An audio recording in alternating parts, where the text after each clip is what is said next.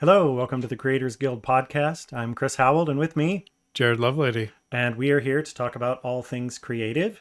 And at my side, once again, we have Liz Verity. Liz Verity is here with Hi. us. We're going to do another Learning with Liz. Yep. Super excited.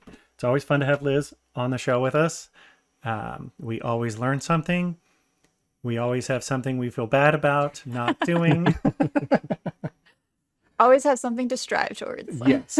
Good way to put it. That's the more positive way to put it. We always walk away with here's something else that we can focus on to get better, Yes. which is a good thing. It's a good thing. Sometimes it feels sad for a little bit, but it's always a good thing. Yes. Always has good results. Yes. And something she has given us insight to frequently is our book, Flight from Shadows, that is available on Amazon. So if you haven't yet, you should go get that, and then you should review it.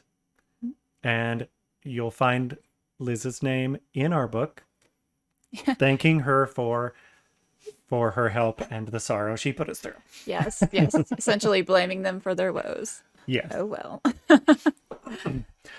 So we're going to dive in today, another Learning with Liz. Yes. And what are we learning about today? So I was listening to one of your past episodes where you guys did kind of one about characters and how much of us do we put in them. And you talked a lot about personalities and things like that. So I thought it might be fun if we kind of had a group discussion about diversifying character personalities and making sure that everybody in your book is unique and feels compelling and realistic. Yes. That one's close to home. Well, from more ways than one as well. So we've talked about your book, and I don't remember, like, character wise, what's the breadth of characters in your book that you're You writing? mean like how many characters do I Yeah. have? Like how many characters? What's kind of a compilate? If you were quick summary of diversity of not their character traits, but guys, girls, different beings, things like that. Okay, so they're all humans. I don't Okay. have any other species. That's it. We can't read this book. Yeah, no, they're all humans. There is magic accessible to most of them that they can use, and some that have more abilities than others. But I didn't want to create a whole bunch of species and new animal and plant life and all that. So it's basically an alternate Earth. But so character wise, I have three main protagonists that I follow. They all kind of come from a different socioeconomic background. I have one that's kind of the rich girl who's a little naive, but is pretty firm in what she believes. But she's got a lot to learn. And then I have a con artist. He is a rebel, kind of has anger issues. He's been seen the hard side of life a lot. So he has a lot that he thinks he needs to prove. And then I have another one who she's kind of a loner and lives on the streets, is very much independent, doesn't trust anyone, but is naturally good at leading people, even though she doesn't really want to be around people. Yeah. So it's kind of that conflict of her character. So those are my three main ones. And then the story takes place basically in the elite ruling class. So it's a bunch of rich people that are like do nothing with their life because they can. Yeah. So like it's a lot of manipulation, things like that. Big parties like, Gatsby parties kind of thing, like over the top things. Yeah.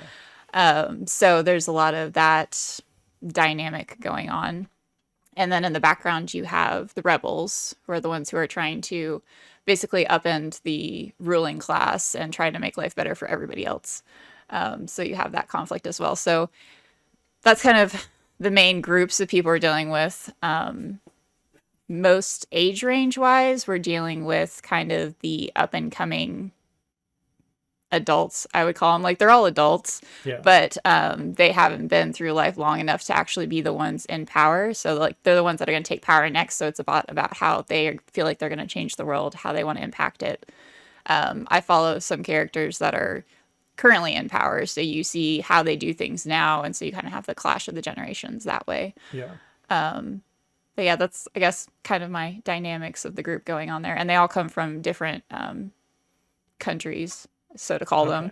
Okay. So they have a little bit different culturally, but the continent itself is pretty small, so it's not they don't have like language barriers and things like that. That's kind of similar, but there are some small differences cultural wise that they have to deal with. Okay. So within that context, within each of those characters, when you think of like this is something we haven't talked about the topic, or we haven't discussed this topic, but we've kind of mentioned this topic outside of today. Yeah. Diversity of characters, or diversity of character personalities. Yeah. When you think of that, what does it mean for your story? So for me, it's about making each character feel unique and realistic. So you want to make sure that they don't fall flat. You want to give them motivations. You want to give them conflicts in their characters. Like with my one character, Jay, who doesn't like people, but she's a natural leader. That's immediate conflict for her because she gets thrown into these groups and people naturally want to follow her and she just wants them to leave her alone. So it's that conflict of like, ugh, these people won't leave me alone. Like, okay, fine, just go do this or whatever. And she kind of grows into that leadership role.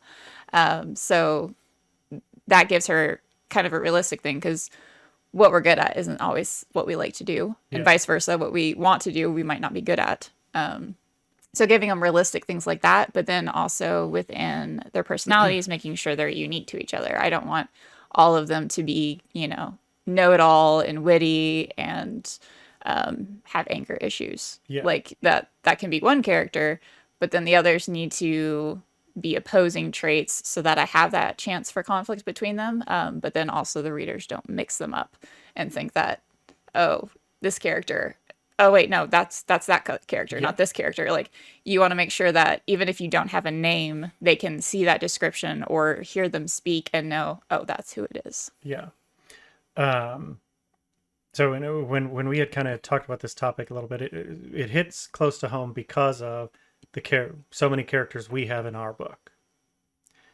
But it also hits close to home because of like reading some stories where recently I've kind of been like, well, wait a second, I've read these stories before, and now that I'm reading it again, there's a lot of character stuff from the outside. When you see the different characters observed by other people, there's differences in the characters. Yeah. But then when you get into seeing things from that character's head, Oh, you're like, they all have the same wait a minute, they worldview. all, yeah. Even though they're from different countries, from different regions, different backgrounds, these different things, and it's like they all have, from their own personality, they all have the same personality. Yeah. And it's interesting because it's not all of them. It's just these some key groups of characters, they all internally seem to be the same person. Yeah. And so going back to what you said about the episode we did about how much do you put yourself Yes. in, and I'm like, well, wait a second. Did the author not know how to, like, is that just how they see these characters all the time? Or is it that's putting a piece of themselves into every one of these characters and it happens to be the same piece Yeah. all the way across? The one piece they can't suppress is the one that shows up in everybody. Yeah. I was thinking about diversity of characters or diversity of character personalities comes in good at go back. It's easy to get that in TV shows because you typically have to have a bunch of different cast. So like Fresh Prince of Bel-Air. You've got the dad and the mom, very different from each other. Their oldest daughter, you've got Carlton, Will, and then like friends that they see. And you get all these conflicting, and they all approach things differently. Yeah. And you get some of their insights over time where they have different personalities. Hmm. And then Full House. I'm talking about 90s shows. Hey, this is That's all great. right. You dive into Full House and you have like the Joey and what's the Jesse. Joey, Jesse, and then the dad that's Danny. Danny. Yeah, I was gonna say it's another E. and then even the girls that are there, they did it like the girls have their own personalities completely. Yes. You know, I get well, if you go back even further than that, look at the Brady Bunch. Very diverse, very a lot of people in that cast, Yeah. and you get Marsha and the one that's Jan. Jan and is it Cindy? Mm-hmm. Those three very different. Yes. The three boys, I'm like, they're not all identical, but they're kind of clonish. You know? Yeah. Like the three girls are like, they are very distinct characters. The maid, very, very unique. But then the three brothers, they have conflict and everything, but they all seem to kind of act the same way. Yeah. And so some stories that I've read, you have some characters where these ones are all different. These ones are the three Brady Bunch brothers. You know, like I can't think of a Brady Bunch episode where I could just switch any one of the brothers into the scenario and the only thing that would be off is the age, Yeah. you know? But go to Fresh Prince of Bel-Air, you can't swap Will and Carlton out. Yeah. Like anywhere at all. You can't swap Danny and Joey or Jet. Like none of those can replace each other. And then the daughters, you couldn't switch the three of them out in any shape, Yeah. you know? So you can see that there can be a successful and a failed way of having diverse character personalities in a TV show. Mm-hmm. Now apply how more difficult it is for an author trying to write all these different characters, and it's the same author. You don't get there's not like a different character that steps in. And says, "Here, I'll give you my version of this character." Yeah. Yeah. It's yeah. It is. It's hard, and the point of view is the hardest. I think it's easy for us to describe people acting differently, like you're saying, like when you see these characters, they all act differently, but then when you're in their point of view, they all think the same. Yeah. And that's the hardest part, is because we are used to seeing other people and being able to distinguish the differences of how they act. But we assume everybody thinks the way we do. Yeah. Or it's very hard for us to understand how someone could think differently. And that's what you're trying to do when you're in a point of view character. And then you have to do multiple. You can't just do, oh, I'll just do my worldview for the point of view character. It's like, well, that's great. But then what if you have this other one? How are you going to differentiate them between each other? Yeah. So the story specifically that I love the story. I've read it many times. And we've talked about it a lot of times, even though you've read it. Jared, you've read part of it, is The Wheel of Time. Mm-hmm. Oh, I actually haven't read it yet. Yeah, It's on my haven't read list. it. Sorry. Yeah, it's on my list. Jared's read part of it. Is that and I don't want to ruin anything for you. Yeah, I mean, I have heard talks about it here and there. One thing I've heard about Robin Jordan is that he gives the characters like an obsessive character trait. Like there's the one girl that she always plays with a braid Yeah. or something. Like he does that where it's unique to them, but it's maybe done so over the top that people are like, oh my gosh, why is this always here? But it was his way of differentiating a distinctive personality for each, personality behavior for each one. So and that's where it, reading it through again recently, and I was like, wait a second. There are some characters that you get into where I'm going to say some names, and it's okay. The names won't be spoilers for you, but like there's a character named Varen who I'm like, Varen is even when you're in Varen's head, Robert Jordan got into Varen's head, and Varen is like this oddball, quirky, unique character who just also in the background, seems very like, whatever, kind of flighty, kind of, but she also is very into studying and history and stuff. So it's this unique character, but this background piece to her is she also just might be like, you know what, all these people over here, they just all need to be poisoned and die. Oh, Like you're like, wait, what?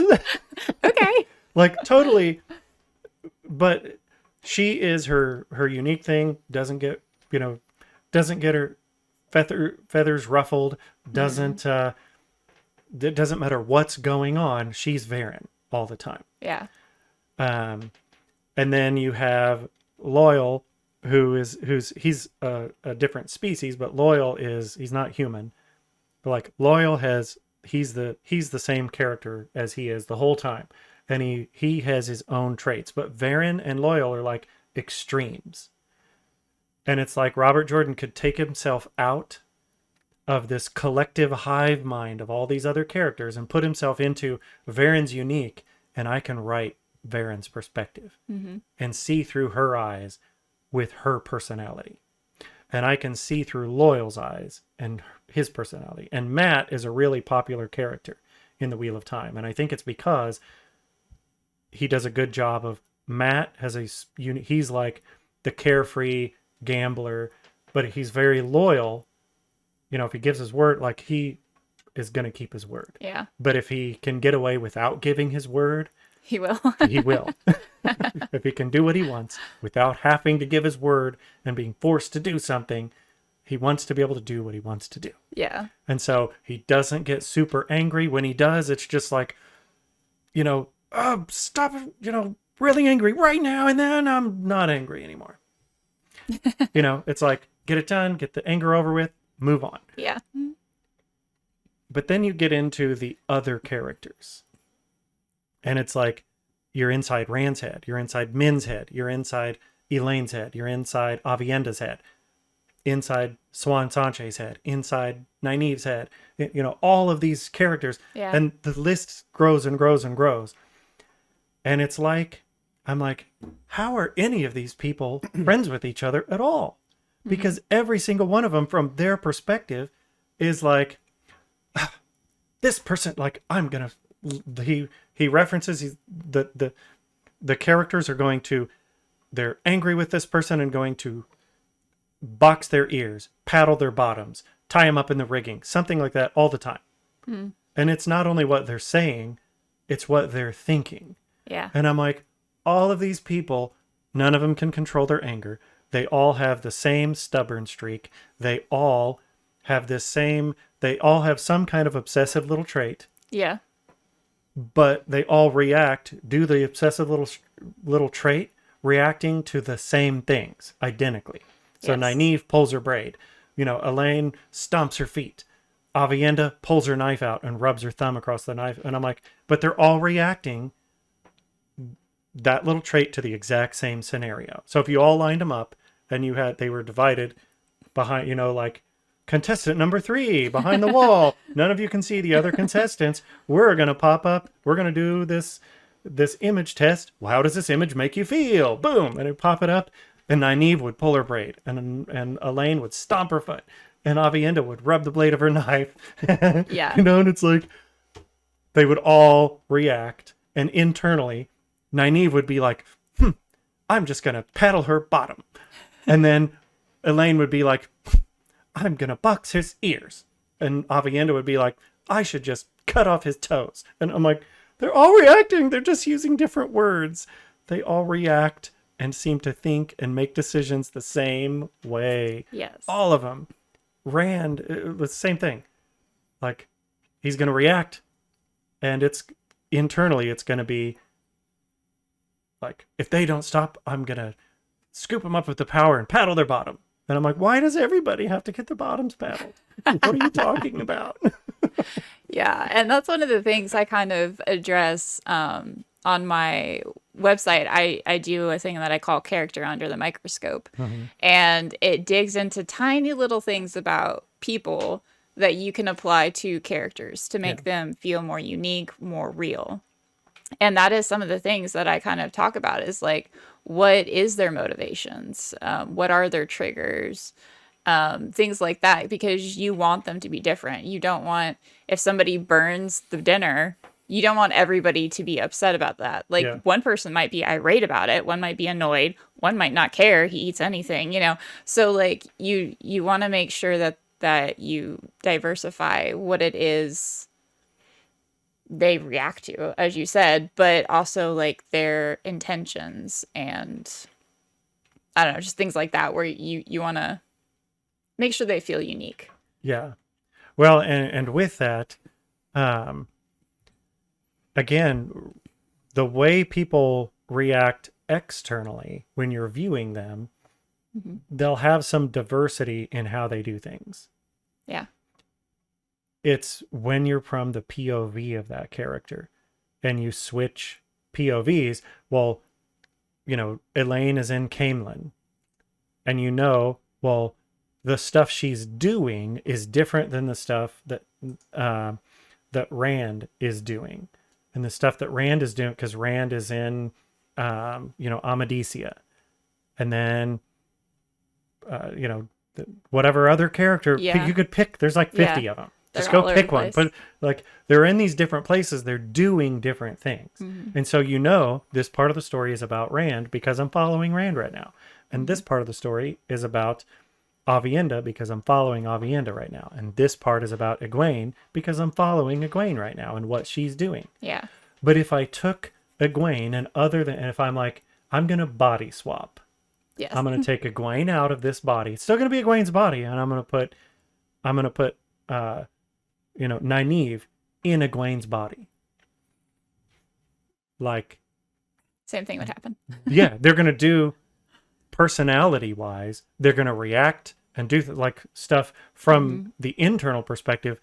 They're going to do all this stuff the same way.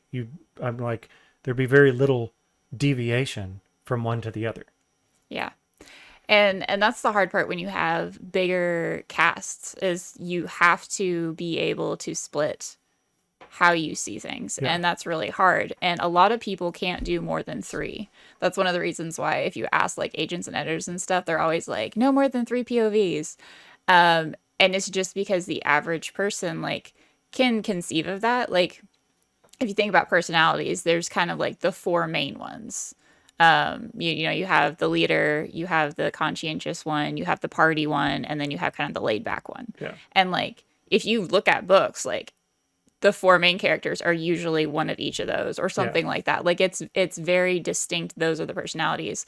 So people can make those their personalities, but then trying to think like how that person would is really difficult. Yeah. So if you can do it well, then that works. But that's really the max of what most people can do. Now, some people are able to do a little bit more, but you get past like, I don't know, maybe 5 to 7. Like the really good people can go that far, but that is very few and far between. Like I know a lot of people like, Robert Jordan has a lot, Brandon Sanderson has a lot. I don't think all of their characters necessarily feel distinct. Sanderson probably does the best, but there are still some where you're just like, you're the same as this person. You just have a different lot in life or something like that. So it's circumstance more than personality that differentiates them. Yeah.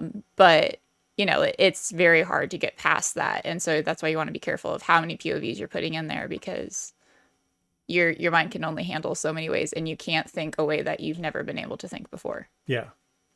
So that's where we have the added benefit of the's 2 of us writing. Yes. So we can do 8. You can do more. Maybe 10. I don't know. Yes. But no, it's something that that it really struck home reading it again this time. And I had that thought of, well, we are writing multiple POVs. Mm-hmm. We mostly have Tawara and Athandra. Yeah. Everything outside of Tawara and Athandra are side characters. So they're not going to get like huge amounts of time, POV time. Yeah. They're going to get the POV time that they need so that we can follow plot pieces that go their direction. Mm-hmm. But even with that, I'm like, we got to make sure Tawara and Athandra have to have unique personalities. Yeah. And And if that's one they're of the too things that's close hard. right now, they have to diverge. They have to diverge, yeah. And that is one thing, like reading your books, like I correct me if I'm wrong, but Jared, you write both of those most of the time, right? Or do you Um, guys switch more than Wes? I know you do a lot of Athondra, I think, or I is it do. I Tuara? do a lot of Athondra. Okay. I write some of Tuara too. Okay. But yeah, more of Athondra. Okay. Yeah, so there are like a lot of similarities I think in them, but there are slight differences. Now, knowing what I know ahead what's coming down the line, I know that they will have that divergence Yeah. that will really build their personalities up more. But at the same time, Athondra is, I think, a little bit more set in where she is in the world, but Tuara is just trying to find herself. So, Yeah. like, she's very much going to be that kind of the empty character that, you know, is. She can be kind of any personality right now. I mean, she has certain traits, obviously, like she's Yeah. stubborn, like we know that. Like, there's things like that, but she really hasn't come into her own yet to Yeah. fully develop.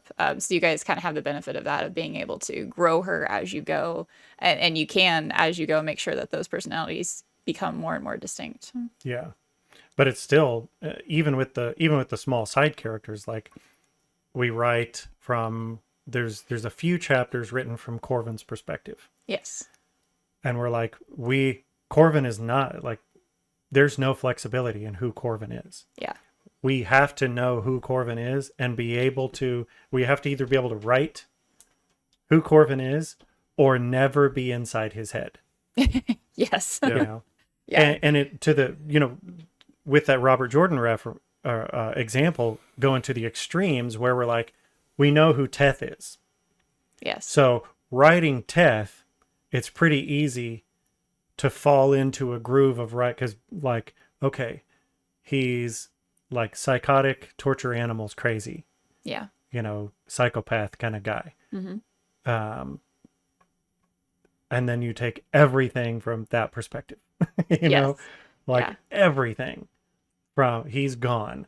Hmm. It's like, okay, we can write from Tet's perspective and it will feel distinct compared to everybody else. Yes. But then we get to Corvin, who is competent, somewhat sociopathic, very manipulative, but also incredibly intelligent to where he has plans within plans and is able to weave weave things the way he wants through manipulation. And he couldn't be where he is and wouldn't have the goals of where he's trying to get to if he wasn't capable of doing that. Yeah. But then we have Captain Ethrin, he is also competent, Hmm. intelligent, resourceful. He's not manipulative or weaving, he's strategic, Yeah. and he can be like we have the pitch, Mm-hmm. he can play these strategy games and does very well at strategy. But that doesn't mean he's always strategizing and maneuvering. Yeah. Corvin is. Hmm. Well, we still have side by side, we have to be very careful that Captain Ethrin has to be distinct from Corvin. They both have to be competent. They both have to be intelligent. They both have a long history of leadership, and both of them would have had to maneuver to get into the positions that they're in. Yeah. But they have to be unique. Yeah. And that's where you make the little differentiations. Yeah. Yes, that word. Between them, because you say they're competent. Are they like, you can have two characters that are competent, but one can be like a calm confidence of like, I know I got this, it's not a big deal. And then you have the cocky confidence of like showy, over the top, no one can beat me kind of thing. And that's Yeah. same personality type, but very different presentations of it. Yeah. So you can do that. You can have intelligence. You can have two people that are highly intelligent, but one has book smarts and one has street smarts, or things like that. So you have to kind of get in the nitty gritties when you get a lot of characters. But yeah, you got to figure out how to differentiate them. Because I've had that. I had at the beginning of my book, there was two male characters, and they both sounded cocky and confident and smart aleck. And somebody called me out on it. And that's another thing. Beta readers are great for that. Yeah. They'll be like, I can't tell the difference between these two people, or these people saying the same. And when you get that, you got to look at it and be like, okay, can I merge their roles? Can one person do both parts of the story? And if not, how can I differentiate that in order to make it work out better? And that's one way as I did it, is I took the one and I gave him a kind of calm confidence of like, he says things that sound smart aleck, but he 100% means them. Like, it's not out of sarcasm or anything. Like, he's just like, you know, if somebody says something, you know, he can say, you can try. And he literally just means, he doesn't mean anything by it. It's just like, you can try. Whereas the other one's like, well, you can try, you know? Yeah. So like you can give them the same sort of personality, but give them a different presentation of it. Yeah. Yeah, it's I've thought a lot about it recently. It is it's a as much as I love the Wheel of Time books, for some reason reading it this time, I was just like, wait a second. It's, you've become more astute to stories and you can pick out all the Well, things. Maybe, or I just haven't been I mean, eating there's- enough protein. There's like Jordan where where it does become annoying, and when characters mirror each other. Going back to what you're saying about Tuara and Athondra, part of that was intentional in their similarity. I wanted Tuara to mirror the confidence of Athondra, Yeah. because Tuara is kind of that clean slate, and so the first example she has of a strong female in her life is Athondra. Yeah. And so I kind of wanted to mirror that, but then I got to a point where, like, Chris, we've got to figure out a way to diverge these personalities. And I think, you know, things that are to come will really help do that. Yes. But it is something that I had to be aware of, because it would have been really easy, or it would have been the easier route writing to just write them the same, you know, or write them to where they played off of one another but weren't diverging as individuals. Yeah. Yeah. And you bring up a great point is when making characters, there are two ways you can do it. You can do the mirror character where they're very similar, but there's this one key difference that kind of highlights the other character, if that makes sense. So in yours, you have Athondra and Tuara, and Athondra has the confidence of her experience that Tuara doesn't. And so by seeing everything that Athondra knows, it highlights how much Tuara doesn't know. And so that kind of it's good for building that character. So you have those mirror characters, which can have a place in the book. But then you have the opposite. You have the foil characters, where the whole point is to contrast. They are complete opposites, and they are supposed to, you know, bump up against each other, and they're supposed to fill in where the other lacks. I mean, all stories are full of them. If you think about it, I mean, I don't know, like going back to 90s movies, have you seen Homeward Bound? Okay, so the two dogs, they are foils of each other. You have Shadow, who is the strong, wise one, and then you have Chance, who's the crazy, wild, like, just all over the place one. And the two of them together is what makes the story interesting. You have that bumping across of each other all the time and things like that. So, and that helps highlight each of their characters. That shows how much Chance is free spirit and just loving life, and how wise Shadow is, and how much you just want to follow him. Yeah. And you have that because you see him next to Chance, who is all over the place. Yeah. So it just helps build the character in that way. So whenever you have two characters that will be together a lot, you usually want to do one or the other. You want to have a foil or a mirror. If they're going to be together a ton, like, foil is better because you have that contrast, you have that chance for conflict. But there is a lot of people that kind of do the mirror to show how one progresses. Usually at the end of the book, one makes the right decision, one makes the wrong decision, and you kind of see how their lives would have been if they had made, like, if your protagonist makes the right decision and then the mirror character makes the wrong decision, then you kind of get to see what their life would have been like if they hadn't made that right decision. So both of them are good. But those are generally the kind of characters they try to throw together. I think a good example of that, if you haven't watched it, you should go watch it. Just it's a crazy. It's almost like along the lines of Napoleon Dynamite type Okay. movie, but it's maybe not quite that extreme. But it's Hunt for the Wilder People. Nope, haven't heard of it.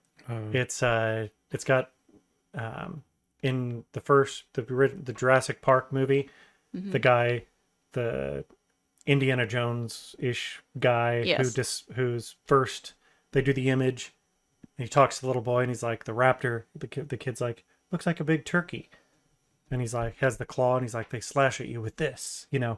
that guy. He's the guy in Hunt for the Wilder People. Okay. And he has a little boy. They live in Australia, and they end up like they are foil characters, and like it's just the two of them almost the entire movie, Yeah. and they're out in the wilderness of Australia. And it's modern day, but they have like police looking for them and stuff like that, and it's this total chaotic comedy type thing, and it's an endearing Yes. show. It's about like a redeeming show, like Yeah. redemption for him because of like some things you learn about him in the beginning, and redemption for the boy that's with him because of stuff, his background and everything, and then Yeah. how they by the end, how their relationship changes and stuff. But the whole thing is like chaos and mishap and butting heads and ridiculousness the whole time. Yes. So if you haven't watched it, Hunt for the Wilder People, Okay. That'll go be a watch good one. that. Yeah. But yeah, it's and especially you get the dynamic. The boy, he's like 14, something like that, and this guy's like 70. Oh yeah. so- So very different. Very different. This guy, he is outback Australia, live in the bush, no electricity, skin animals and eat them raw. And the boy's like, "Where's my iPad? Where's my? Can I watch the TV? Can I, all the Yes. just over and over and over again, and it's chaos the whole time." Yeah. Provides good conflict, Yes. which makes the story interesting and fun. Yeah. But by that same token, I was thinking about from the foil characters, one thing to tell that I think you can kind of look at. This is just kind of a speculation or opinion. Do they make good foil characters? If you took one of them away, would would their opposite fall flat? Yeah. How much do they prop each other up? It's kind of like you can go find the Star Wars video that is, the end of Star Wars when Han Solo and Luke and Leia walk out or Leia's out there and Han Solo and Luke come down the aisle and they're going to get medals and Chewie's with them. Yeah. And that whole scene that's like 4.5 minutes long without any music. And when they take the music away, and you're like, this is the most awkward, weird scene. Or the same thing, the Star Wars, or not Star Wars, Spider-Man, with the first Toby Tobey whatever. Maguire, yeah. Yeah. Spider-Man 2, when he gets the black, the whatever, Oh. the black suit guy that, Um, when he gets the Venom suit, yes. and Tobey Maguire has that for a little bit. So it's like Spider-Man with that. And then he's all hip and cool. Well, they took that scene when he is walking down the street and took the music away. So it's just him, and you hear the noise of New York yeah. and the cars driving, and he's walking, and he's like, huh, ha, he, spin around in the street. Yeah. Ha. Walks into the store, comes back out with a new suit on, and then he's like, huh, ha, huh, huh, huh. And he's literally, they put those noises in. He points, does the double gun shoot at somebody, and he's like, pow, choo-choo, choo-choo. And then you get people are looking at him like, what ugh, what is it? You take all the music away, Yeah. and then you're like, holy weird awkwardness. Yeah. Because even though we hear music in the world that he's in, They there's don't. not music playing. He's just walking down the street doing that. Yes. Yeah. That's one thing. Is like anytime like you do music to anything, like dances, like Yeah. you take music away from any dance, even if it's the most amazing dance in the world, you take that music away, it's going to be so awkward. Yeah. Like it is just, it's not going to jive because we don't have anything to compare it to. Yeah. Side note, Dirty Dancing, look up the last dance in Dirty Dancing with Muppets. And they took the Muppets music and put it in with Dirty Dancing. And it's it worked? perfect. Oh Yes. my goodness. In everything. And you're like, this changes all of it. Oh my This goodness. changes That's everything. hilarious. I'm going to have to look that up. Yeah, that's great. Too funny. Anyway, Yeah. my Back point to- with that is you have this character dancing down the street and the music to go along with it. Mm-hmm. You have Chewie, Luke, and Han walking down with all these people. They're going down to get these awards and stuff, and they march down, and it's a 4.5 minute scene where they put the medals on. Nobody says a word. Yeah. Everything going on is all music the whole time. Without the music, that scene is terrible. It is a whole, you're like, oh my gosh, how did they even film this with a straight face? Yeah. And all these hundreds of people in this big auditorium thing, all just standing there. Mm-hmm. And like in the scene where they took the music out, you hear like,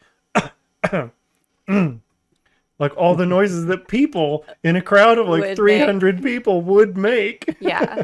So like the idea of like a foil character, if you take away their foil, are they going to be that awkward? Yeah. And there is a risk of that. I think it depends on what story you're telling. So I don't know if you're familiar with well, I think you guys do Save the Cat, so you probably are, but Save the Cat genres. One of it is the buddy story, Yeah. where like the whole purpose is a story about a relationship of any kind, friendship, relationship, whatever, between two different characters. And so those two are always going to be together. So in that case, like you want a character to be able to stand alone, but you want them to be better when they're together. Well, part of my point is with saying that is that scene, both of those scenes, the Tobey Maguire scene, the Star Wars scene, they do not stand on their own Yeah. without the accompanying music. Yes. And there's a lot of scenes throughout movies that can't stand, or like it doesn't matter what it is. Yeah. Braveheart, Titanic, Avatar, Galaxy Quest, Willy Wonka. Like just keep Yeah. movie after movie after movie, TV show.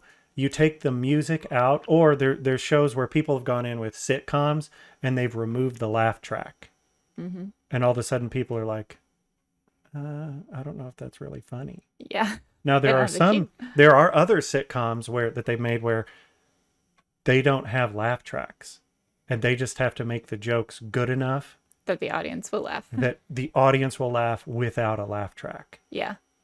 And I'm like, that takes really good writing. But my point is that if you're writing, and this is just my opinion, Mm-hmm. if you're writing a character and you're like, I don't know if this character stands up completely on their own. Maybe they're okay, but they could be better. Mm-hmm. Well, what's the soundtrack to that character that all of a sudden now all those scenes are better by Yeah. bringing this other, and I think that's true with like a lot of the reason why superheroes have sidekicks Yes. is they can't stand alone without a sidekick, or at least not all the time. Yes. Batman can't always be okay without Robin. They had to bring Robin in because he can't. I mean, some of it's not always that, but Yeah. there are times where it's the soundtrack needs to be there, or Well, it doesn't stand up. If you think about it, there isn't really any stories out there. Well, there probably is, but not many, where it's just one person. Yeah. I mean, like they get pretty Castaway. boring pretty fast. Yeah. And But so even then, they brought in Wilson. yeah, say you need somebody else for them to have that conflict with. So yeah, you have to have other people. So when you're making a cast of characters, like you want them to be unique, but you also want to think about how they're going to interact with each other. I mean, if you want to have two characters that are different, that's fine. But if they're not different in a way that is going to create conflict, then it might not be as good a story as if you actually make that potential for conflict there. Yeah. So, like, if you have one that's an activist that, supports helping children, and then that's her thing. She's all about helping children. And then you have this other one, and They're like, she's kill the children. no, not killing children.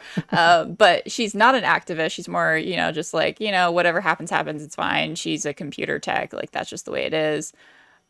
That doesn't really make it interesting. I mean, Yeah. like, they're very different. One's laid back, one's, aggressive or whatever. But, like, they probably won't have that good of an interaction between each other. Versus if you have that one who's an activist for children, and then you have another one who's more of an activist for families. So say you're talking about foster care. Yeah. One wants the adoption because, the families are never going to turn around. And the other one says, no, we need to keep families together. Then they're butting up. They want what's best for the kid, but they both don't agree on what is best for the kid. So, Yeah. so you always want to good- make sure. Good omens. Yeah. You literally Yes. have an angel and a demon Great.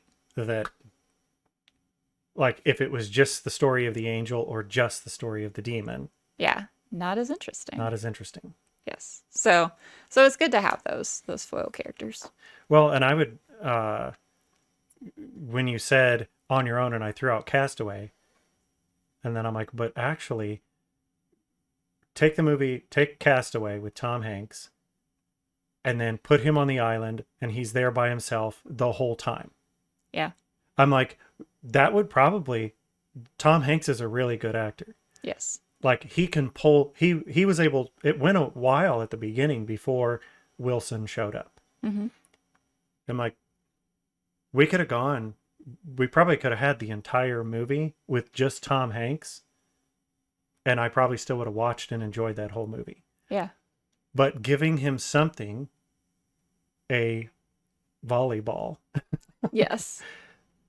that he gets to react to as though Wilson is a foil character.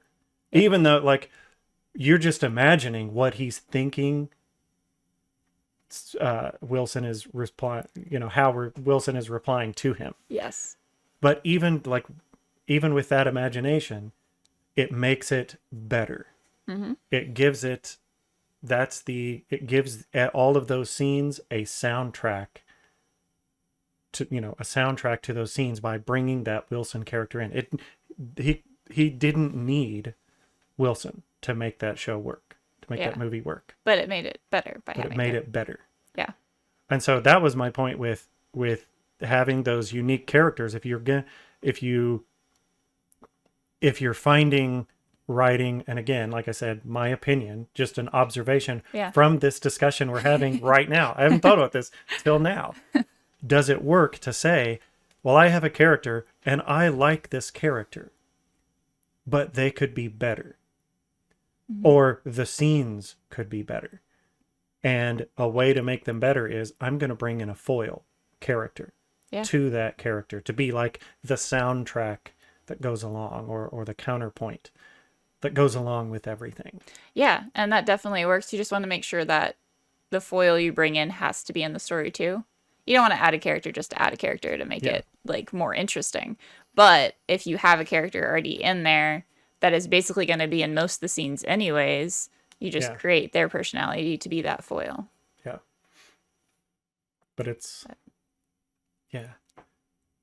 interesting to try to think about, even with doing that, depending on your skill at writing and your ability to potentially try to see through the eyes of, well, it's what you said earlier about you can't write somebody that you can't think the way that character would think. Yeah.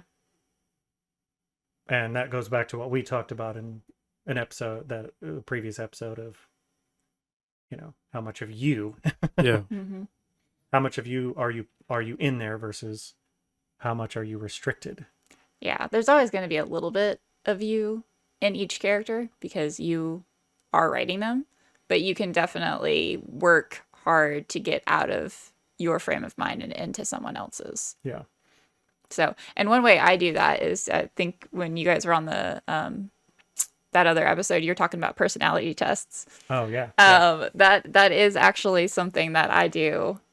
We didn't bring it up, but I was thinking, I bet Liz does personality tests for her characters. So I don't actually test them, but I've taken a few in my life, and so I know the options out there. Or you can just look up online. My favorite one is the Enneagram one, because they have it all free online. Like the test isn't free. I think you have to pay to take the test, but they have 9 personalities, and they have this big in-depth thing on each one of them. They'll tell you what they want the most, what they fear, how they act when they're healthy, how they act when they're unhealthy, like personality-wise, when they go to extreme of one way or another. They talk about just how they would react in general to other personalities. You know, how does a 1 react with a 3 or something like that? So How does a Sagittarius react with a Scorpio? yeah, exactly.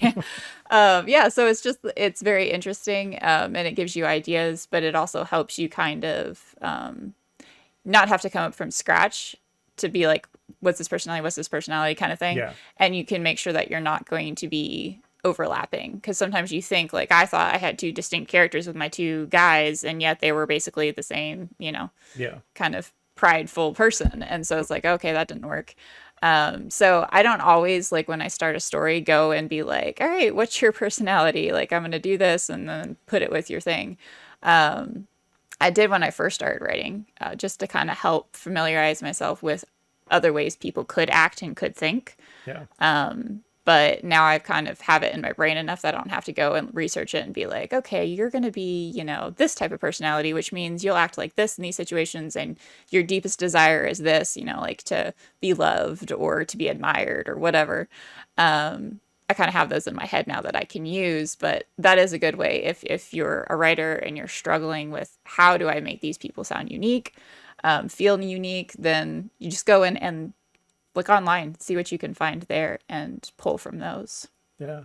Do you think it would be good, like that, the anagrams, pull that up and maybe keep that as a reference and occasionally glance back and be like, this character, Tawara is character 1, has 1 personality. Athandra has 2 personality. They're close, but they're not the same. Yeah. And then to go back and occasionally reference, be like, well, some of this, she needs to lean this direction. Tawara needs to go this way. Athandra kind of needs to go this way. Or in their discussions, if they're going to have an argument or a disagreement between a 1 and a 2, here's how that disagreement would go. Yeah, and it's very helpful, because by doing that, you can see how they would approach an argument. Yeah. Because, like, one personality would be like, the truth is what matters and I am right. Another personality is more of the peacekeeper of, like, how do we come to a compromise and that kind of stuff. So they're going to approach a confrontation differently. Yeah. And you can see those dynamics in there. Versus having 2 people that are headstrong in an argument, that's going to end very differently. Yeah. So yeah, it's very helpful with that, and especially with the Enneagram one, which there's other personality tests, but it's harder to find free stuff online to just read about those personalities. So that's why I usually do the Enneagram one. But having that to reference is good, because you can look at, where's my character in their arc. Yeah. Like, are they in a dark place right now? Okay, so they're in a dark place. So I'm going to go to their personality, and I'm going to look at, what are they going to act like in their darkest moments, when they're the most unhealthy and not taking care of themselves. And you can pull that, because they'll give you negative traits of like how do they react to trauma. Yeah, say they're pushing away other people, or they're being extra needy, or whatever it is. Like, it'll tell you. You don't have to necessarily follow it 100%, but when you're first starting out, I would, just so that you can kind of keep that in your head of, this is a main personality. Now, the Enneagram ones, there's 9 personalities, but there's technically 18 types, because they give you a wing. So you can be a 1 wing 2 or a 1 wing 9. So it's kind of like 2 of those personalities merge a little bit, or you can be just a straight up 1 kind of thing. So there's lots of options, and you should not have 18 characters that are POVs that are that in depth. Now, if you do and you can do it, great, but I highly doubt it. It's very, very difficult. So, like, you can just pick a couple, but you can make sure that everybody feels distinct in that way. Yeah. I think going back to the Robert Jordan perspective thing, that's trying to think of what you said like 4-5 sentences ago. Um, Or it was a slight shift in topic ago with the anagram personalities. That's where all of the characters like how they react to from their POV, how they react to things comes across with a lot of these characters comes across the same. Oh, that's what I was saying when you said yes. like Loyal, the Ogier he's like peacekeeper, Yes. like confrontation. And he expresses it too. And when you're in his POV, he even thinks about like, why can't the humans just stop arguing and get Yeah. along? And we need to do this, and that we have this goal that we have to work toward. And everybody would just be so much better if we stopped fighting about all this, you know? Yes, But he's not like exactly. getting angry about it. It's more like, oh, this Yeah. makes me sad. But we should, you know, and he'll talk and be like, Rand, please, could we just be Yes. nice about this, you know, kind of thing. And, you know, so you really get that from Rand or from Loyal's perspective. And then Varen, you know, there's confrontation and she's just kind of like, oh, yeah. She'll try to think like, yeah, or her personality comes out from from a perspective of like, oh, these people and they're arguing and it's really annoying. You know, like she doesn't like, that's how it comes across of all Yeah. these arguments are so annoying and dumb and they don't really matter about any of this. I'll just kind of let everybody argue this out. I don't really need to interject anything. I'll interject when they're done being stupid. Yes. I don't care about being a peacekeeper. I don't care who's right. Mhm. This is just a waste of my time. So I'm going to wait till the time wasting is over. But then again, like maybe what they said indicates they're probably not going after the goals that they should be going after. And maybe they're one of the bad guys. Maybe I should poison them. You know, like Yeah. really this unique character. Yeah. But then you jump back into, okay, we're talking from Rand's perspective. Min, Elaine, Avienda, Nynaeve. Like the list just goes on. Egwene, Swan. Yeah. Just like all of them seem to be no, it's important that I'm right. And, you know, they disagree and they're not doing what I want. Yeah. You know, why can't they just see things the way I see things? If they don't stop arguing, I'm going to string them up and box their ears. I'm like, and they all say that. You're like, oh, Yeah. everybody can't always want to box the other person's ears and paddle the other person's bottom and always, like, all of them can't all think they're the ones that are always right about everything all the time. Yeah. And it sounds like so I was talking about those four main personalities that everybody just instinctually separates into. Yeah. They're all that leadership one, Yeah. that I'm right, it's my way or the highway, I get mad if I'm not, kind of thing. And Yeah. then you threw in like a golden retriever type personality of like, oh, it's fine, don't worry about it. And then, you know, the one that just doesn't care. Yeah. And it's And- literally all of them. You know, Elaine wants to be queen. Avienda is training to be a wise one. Like, or Egwene is like, she is the daughter of the queen in line to succession for the throne. Yeah. And Elaine is, and then Egwene is like, heading toward this powerful seat, and Rand is like the dragon reborn. You know, like So all they're- power figures. yeah, they're all power figures. Even if they were thrust into that position, it's like they all have, from that perspective, the same, I'm in charge, I'm right, everybody should listen to me, nobody should, you know, like I said, how to react to this? Well, I would tug my braid. Well, I would stomp my foot. Well, I would rub my thumb on my knife blade. Yes. And I'm like, You're all doing it. You're all the same person. All the same. You're all the same personality. What the heck? Yeah. And I mean, there's some differences that come out here and there, but it's those reactionary times to, oh, there's an immediate threat. There's somebody that disagrees with you. Confrontation. Those strong things that happen, they all react the same. yeah. And you got to wonder if, like, because that's the personality that's repeated over and over again, was that Robert Jordan's personality? Yeah, I don't The know. one he couldn't get away with. Like, he was able to base two other characters on, like, the complete opposite of what he was. Which, if you think about those two characters, they're basically the same, except for one has kind of like a psychotic version of herself. So it's like the I'm going to get it versus the laid back. And then he just kind of, like, went from there. Yeah. Well, I will say, like, Varen is very much, she understands power. Mm-hmm. She just hasn't ever. She's very curious, very highly intelligent. She just hasn't ever wanted to be in the foreground. Yeah. She can, being in the background, she can gain knowledge and understanding and insight and get in and out of places easier than if she were actually in power. Mm-hmm. Whereas Loyal is like, he literally is just, he wanted to explore the world. Yeah. And got I'm just sucked along into for the this ride. turmoil of everything that's going on by pure chance. Yes.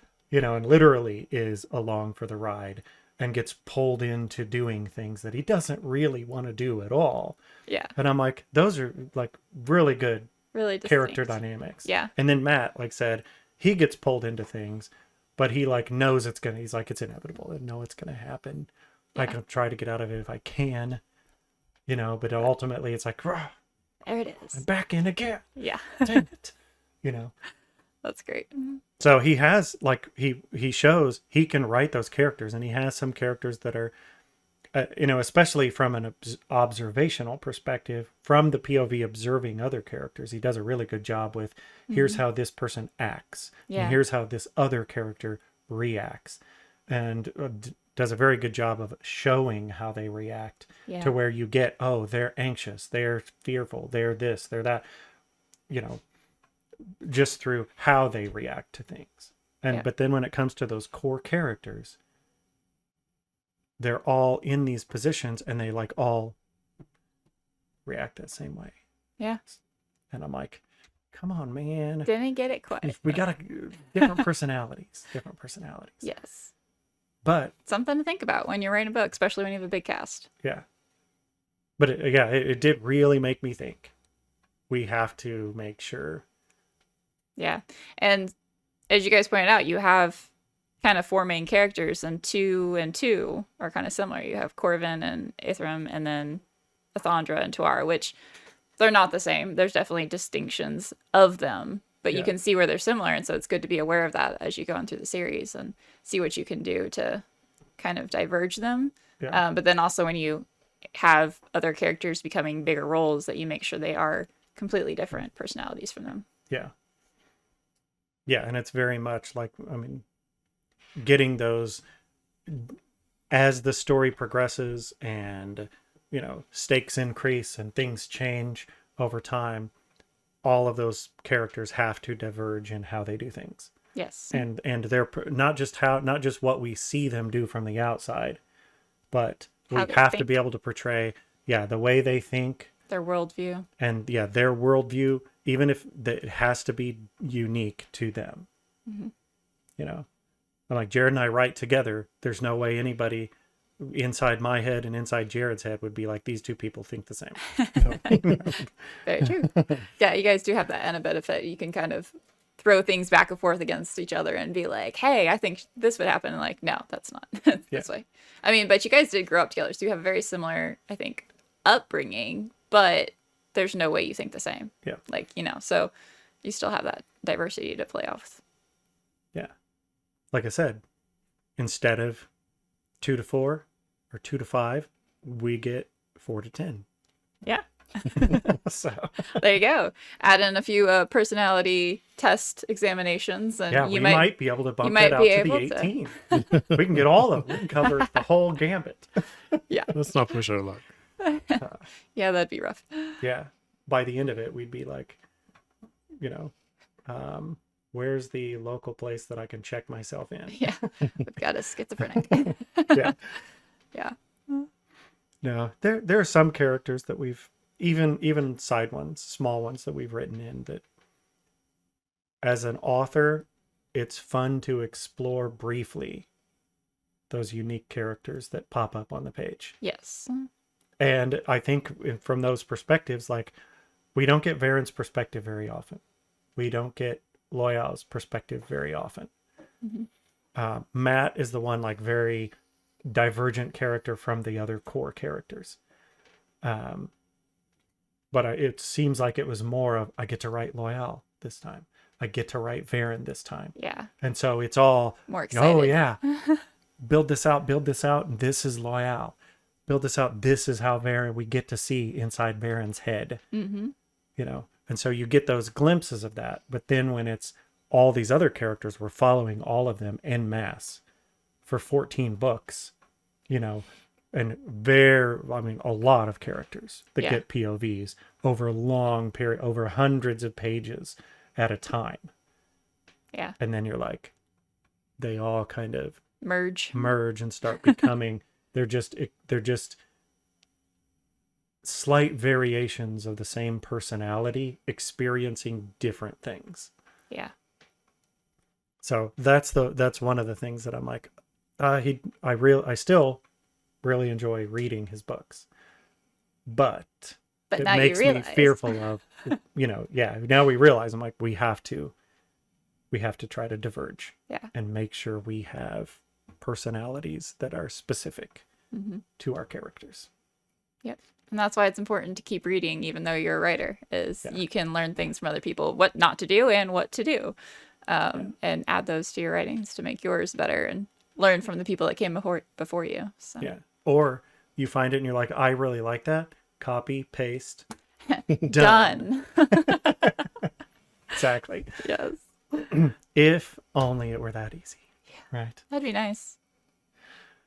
Well, any other thoughts, tips, ideas for character personality diversification that you would send out to people? Really, just like I said, online research, obviously you can people watch, but that will only give you the external perspective. So the only other thing I could suggest is if you have a few people that you feel close and comfortable with, maybe talking with them about, hey, how do you see this? How do you see that? Like, how do you decide when to make a decision? Like, what goes through your head, when this strong emotional thing comes into your life? How do you react? Yeah.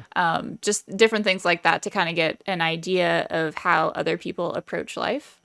And obviously, you don't want to clone that and put it in a book because some people get offended that, you portray them in specific ways. But you can take this answer from one person and this answer from another person and merge them together to create a unique character that hopefully is realistic. Yeah. But yeah. Yeah. That's all I got. So you got to go deeper than people watching if you're doing POVs. Yeah, if you're doing multiple. Well, I mean, even if you're not doing multiple POVs, if you plan on writing more than one book, you still need to be able to accomplish this because there are authors out there where you pick up any book that they've ever wrote and it's the exact same protagonist with a different name, a different body type, a different problem, but the personality's the same. Sometimes it's a different name, same personality, same body type, like same telling, like the Yes. same story, different setting. Yes, yeah, and that's Like possible. he's not taking a ring to Mordor. He has to take a hat and has to burn it in the furnace of degradation. There you go. Like, Yeah. well, who is this person? Well, he's kind of short with Short. furry feet and Maybe likes to snack a little and, soft-spoken. and smoke leaf, smoke this leaf in a pipe, and he lives under a hill in the dirt. Like, so a hobbit. No, absolutely not. Yes, And he's not taking a ring. No. It's a hat. it's a hat. Who's coming to help him? A bunch of gnomes. A bunch of gnomes are going to take him on a quest. Yes. Like, that's Lord of the Rings. You wrote the same book. Yeah, you got to watch out for that. Yeah. But Yeah, very a lot of things to consider. A lot of things to consider and Yes. and warnings, red flags for us to watch out for as we go along. Definitely. But if you're starting to write, like if you're just beginning or you're in the middle of editing and you're trying to figure out how to make your characters better, Mhm. this is really something to look at. Yeah. Is look at your characters' personalities. Look at I like the foil versus buddy yes. discussion there. Yeah, doing a foil and mirror characters Yeah. to help out. If you're a new writer, mirror characters are harder because if you don't have that differentiation, it makes it seem like the same character. So you got to be very conscientious of that, but you can do it. You just got to make sure there is a difference, and that difference highlights the protagonist's personality more. Yeah. So, but yeah, there's a lot of little tricks, and if you want to dig into more areas of how to make characters distinct, you can go to my Characters Under a Microscope on And that is where lizverity.com. And I just do random topics, honestly. Like sometimes things just hit me. Like I did one about why do people talk? And, some people talk because they want to teach other people. They want to pass on information. Some people talk because they want to entertain. They want a reaction from somebody. So like it's something silly that you never would really think about. But there are different reasons that people talk. And so it's just something to think about. Like you don't have to do everything in that series for every single character. But if you just do like one or two for a character here and there, it really helps make them more unique. Is that on your website? Yeah. It yes. looks like we've got a dozen Yeah. entries in that series. So there's quite a few. I always name them Character Under Microscope. So if you go to my website, there's a little search bar. You just put in Character Under Microscope, and they'll pop up. And yeah, there's lots of just several different little topics to think about and so apply. one of the topics is why do people talk? Yep. Okay, that's what I want to go on there and be like, I talk a lot. Some why do you be talk? like, okay, where would I fit in here? Yes. Yeah. Like, I mean, that's part of the reason we were like, we should just make a podcast. And then all the stuff that I'm like, hey, Jared, I have this idea. And Jared's like, oh boy. Like, Here we we go just put it again. in a podcast. Then we can be like, well, there's a reason I'm saying all this. There you go. This is why. Yeah. So go to thisverity.com, sign up. Yep, you can sign up for my newsletter, get writing tips, check out the Character Under a Microscope series, and any other of the posts. There's lots of ones on writing. Yep. And then come back here and keep following us, because not all the topics we talk about here will specifically align to things that on your page, or we might pull up specific stuff and be like, we're going to go through this Yeah. of specific topics, because like you'd said before, you've got like 3 years Yes. worth of stuff. And we're like, we want to talk about all of it. Yes. Get to go into a little more in depth when I get to talk about it versus putting it up there for reading. So that's fun. Yeah. And then, yeah, sometimes like this one, I don't have a post on differentiating character personalities yet. Might be coming down the line. So this is new. So yeah, there's definitely something to get from both. Yeah. And on here, I get to interject and derail things Yes. and totally go down random rabbit holes or throw out random, completely unrelated movie quotes. So Yes. But always keeping us entertained. So that's Yes. good. maybe that's why I talk. I don't know. I'll have to look it up. I will Okay. look it up and see if I fit in there anyway. That'll be fun. So you can go look it up too, lizverity.com, and continue to follow us. Liz will be back for more episodes, and we'll have more Learning with Liz experiences, and you can come along for the ride. Sounds great. Till next time, go in good spirits. Thanks for listening to the Creators Guild podcast. Don't forget to get your copy of A Flight from Shadows, available on Amazon. While you're there, please rate it and give it a review. If you like the Creators Guild, please like and subscribe, and make sure to share it with your friends. Until next time, go in good spirits.